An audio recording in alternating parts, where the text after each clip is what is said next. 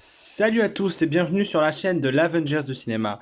Aujourd'hui, nous allons parler du dernier film de la phase 1 du Marvel Cinematic Universe et c'est avec une joie non dissimulée que enfin nous parlons de Avengers. Quel film, quelle œuvre.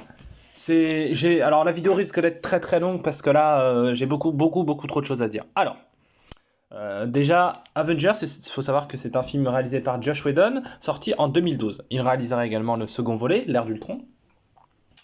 Et voilà.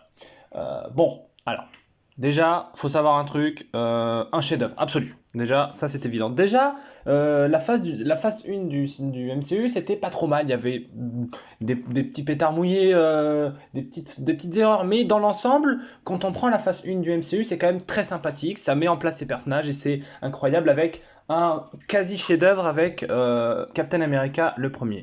Et là, je me revois, enfant de 10 ans, aller voir Avengers. J'avais vu les bandes annonces. Est-ce que je savais le plaisir absolu que j'allais prendre en allant voir ce film? Non, je ne savais pas, je n'étais pas au courant. Je n'étais qu'un ignare, un moldu. Et quand je suis ressorti de la salle, j'ai compris que là j'avais vu un truc qui allait me rester. Vraiment. Et tout est excellentissime dans ce film. La mise en scène, la musique, les acteurs, la direction artistique, les plans, il y a des plans de caméra qui sont juste insane, absolus. Captain America, Iron Man, Thor, Œil de Faucon, la Veuve Noire, Hulk, Loki, Nick Fury, les Pierres d'Infinité, tout le toin-toin. C'était exceptionnel. Alors, pour ceux qui n'ont pas vu ce film, parce que apparemment ça existe encore en 2020, des gens qui n'ont pas vu Avengers, bon, soit, il faut avoir l'esprit ouvert. Euh, le scénario, c'est donc après les événements de Thor, de Iron Man et de Captain America, Loki arrive donc sur Terre dans le but de récupérer le Tesseract. Personne ne sait encore que c'est les pierres d'infinité pour le moment. Et d'ouvrir un portail à travers l'espace pour que l'armée des Chitauri envahisse la Terre. Comme ça, Loki aura le contrôle de la Terre, tandis que Thanos, celui-là qui l'a engagé, aura le cube, donc la pierre d'infinité de l'espace. Bon, ça, on le saura plus tard. Dans son trajet, il fait exploser une base du Shield, avec la pierre de l'esprit qui est contenue dans son sceptre. Il manipule Eric Selvig afin de créer son portail et Œil de Faucon afin d'avoir une main armée, si je puis dire.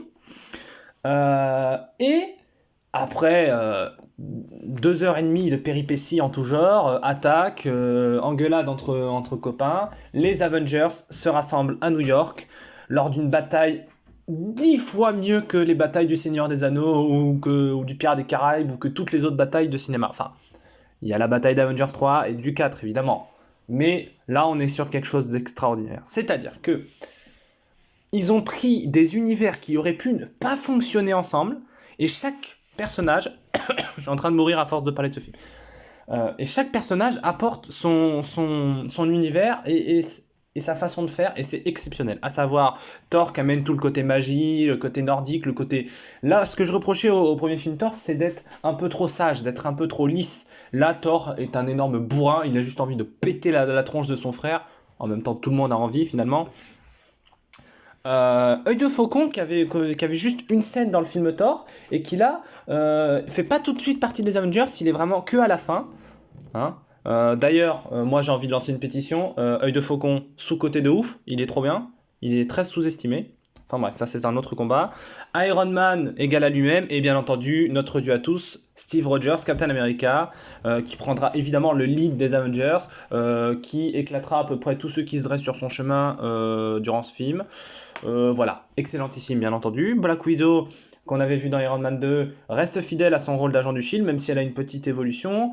Maintenant, elle fait partie d'une équipe, et le Shield dans la personne de Nick Fury, et c'est quand même incroyable quand on y pense, c'est-à-dire que les films Marvel, quand tu parles aux critiques cinéma, les films Marvel, c'est toujours « Ouais, non, c'est des films nuls, mise en scène, nanana. » Et quand même, ils ont réussi à avoir Samuel L. Jackson, qui est quand même un très grand acteur, mine de rien, jouer Nick Fury. C'est quand même exceptionnel. Moi, je trouve ça absolument incroyable. Puis en plus, dans ce rôle de Nick Fury, c'est l'un de ses meilleurs rôles pour moi. Alors là, je risque de me faire taper sur les doigts. Mais bon, non, Nick Fury exceptionnel. Le scénario est brillant, véritablement brillantissime. Les scènes d'action sont réalisés avec une justesse, c'est-à-dire qu'on alterne bien entre des scènes d'action absolument grandiloquentes, je pense à tout le moment avec l'attaque de Lily Porter, que moi j'étais comme un ouf, c'est exceptionnel ce qui se passe. Et alors la bataille de New York, mais là, non, là on est sur un niveau de plaisir absolument incandescent, clairement. Euh, mais donc voilà, ça c'est un bon film, c'est même un très bon film, c'est même dans mon top 20 de mes films préférés, tout genre et toutes catégories confondues. J'arrive pas à mettre en ordre mes idées parce que j'ai énormément de choses à vous dire. Comment créer un amour pour les Avengers? Ben, franchement, j'ai envie de dire que Avengers a réussi là où Justice League échouera plus tard. C'est-à-dire que Avengers, c'est chaque personne, chaque membre qui apporte son univers, qui apporte son caractère, qui apporte sa, sa patte à l'édifice, si je puis me permettre. C'est pas ça l'expression, on s'en fout. Tandis que Justice League, ben voilà, quoi, c'est une catastrophe industrielle. Là, Marvel, ils ont eu le temps de placer leurs personnages et de faire un crossover avec un scénario extrêmement bossé. D'ailleurs, il me semble que les 4 Avengers, c'est les mêmes scénaristes, et c'est tant mieux. Alors voilà. Il y a des trucs que j'aime un peu moins dans ce film. Notamment, enfin, moi j'ai pas trop aimé le fait que Œil de Faucon soit avec Loki, qu'il soit enrôlé. J'aurais bien aimé qu'Œil de Faucon soit dès le début, fasse partie de l'équipe, tu vois, et que ce soit bah, par exemple Natasha, Black Widow, qui soit à sa place. Ça aurait été intéressant, comme ça aurait permis de développer un peu plus le caractère de Œil de Faucon, parce que Œil de Faucon, franchement, les gars, il faut le remettre à sa place dans le hall d'honneur, hein. Puis clairement, les Avengers, c'est les Original Six, il y a pas d'autres Avengers. C'est ceux qu'on voit dans ce film. Je suis désolé, à la fin d'Avengers 2, on a quoi en Avengers? On a Captain, ok, le sang de la veine. On a Black Widow, ok, d'accord. Ensuite, on a quoi? Vision? La sorcière rouge? Ouais? Non? Non, c'est non pour moi, désolé. War Machine? Ah, encore moins. Donc non, les Avengers, c'est les 6 qu'il y a dans ce film. Point. Euh, on a moi, ce que j'aime beaucoup aussi, Loki, vraiment, chaque fois qu'il est dans une scène, il mange la scène en fait. Il n'y a que lui, hein. Il a un charisme absolument incroyable. Même quand il est face à Samuel Jackson, et il y a un duel entre. En fait, il arrive à battre les Avengers, chacun à sa manière. C'est-à-dire qu'il bat son frère une énième fois en duel d'intelligence, il bat Tony Stark en duel de ruse, bon, il se fait battre par Hulk. Enfin, tu vois, Loki est un méchant qui est peut-être l'un des méchants les plus travaillés du MCU. En même temps, il est dans 3, 4, il est dans 4, 5 films. Donc, bon, il a le temps d'être travaillé.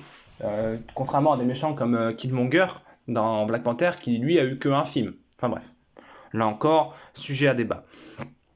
Au niveau de la mise en scène, on est sur une caméra qui est extrêmement proche des acteurs, qui est extrêmement stylisée, qui veut iconiser ses héros, ce qui est souvent le cas dans les films de super-héros. Et moi, je trouve que ça colle clairement. Je pense notamment à cette scène dans les porteurs avant l'explosion, où tous les Avengers, donc, sont en train, enfin, sauf Œil de Faucon du coup, sont en train de s'engueuler par rapport à Hulk et au cube et tout ça. Et on a cette scène où la caméra va tourner autour des acteurs, et même les chants contre chants, qui est le truc le plus basique du cinéma, c'est quand même assez intéressant. Il y a des raccords intéressants. Niveau montage, même, c'est très bien monté. Euh, les scènes d'action sont bien montées également parce que là, quand je vous parle de montage, ceux qui sont pas comment dire, fans du cinéma ou de la technique du cinéma, même moi j'y connais pas grand chose, je vais vous montrer une scène d'action bien montée et une scène d'action mal montée. Il y a une scène d'action qui est mal montée. Exemple flagrant, Fast and Furious, t'y vois rien, c'est illisible en fait. Tu vois. Tandis que là, les scènes sont lisibles, on sait qui attaque qui, enfin c'est extraordinaire. Vraiment, ce film, c'est un condensé de tout ce qu'il y a de meilleur dans le MCU. Il y a également de l'émotion avec Phil Coulson qui meurt, bon, même s'il reviendra dans la série dérivée Agent du Shield, bon, voilà. Hein, vous connaissez les comics, dans le monde des comics, quand un mec meurt, en général, il reste mort pour 3-4 épisodes. Après, le reste, tranquille. Mais bon. Voilà. Euh, un condensé, donc, vraiment, de tout ce que le MCU fait de meilleur. De l'émotion, de la musique, la mise en scène, euh, les acteurs qui jouent extrêmement bien, qui sont quasiment en symbiose avec leur rôle. Moi, franchement, je comprends vraiment pas les gens qui n'aiment pas le film Marvel. Alors, il y en a certains, je peux comprendre, notamment Thor ou les Iron Man ou même les Gardiens de la Galaxie. c'est des choses qui peuvent laisser en dehors, mais là, les Avengers, hein, sérieusement, pour certains, Avengers, c'est dans le top 5 des meilleurs films du MCU. Je suis pas totalement d'accord. Je le mettrais dans le top 10 à la rigueur, mais pas dans le top 5 quand même, parce qu'il y a des films qui sont quand même bien meilleurs, notamment Avengers 3 et bien entendu Avengers 4, qui est le plus grand film jamais réalisé de l'histoire du cinéma. Mais on en parlera dans bien longtemps. Donc voilà, j'ai une vidéo un peu plus longue que d'habitude, hein, parce que j'avais énormément de choses à dire. Si jamais la vidéo vous a intéressé, n'hésitez pas à lâcher un petit pouce bleu, à vous abonner également à la chaîne pour ne rater aucune vidéo, et puis à partager avec vos proches, avec vos copains, vos copines, comme ça me fait des abonnés, c'est gentil. Et puis surtout, si vous avez des films ou des séries à me conseiller, comme d'habitude, ou même des acteurs dont vous voulez que je parle, dites-les moi, et puis voilà, j'en parlerai, j'en ferai des petites vidéos, et puis voilà quoi. Allez, sur ce, on se retrouve pour une prochaine vidéo.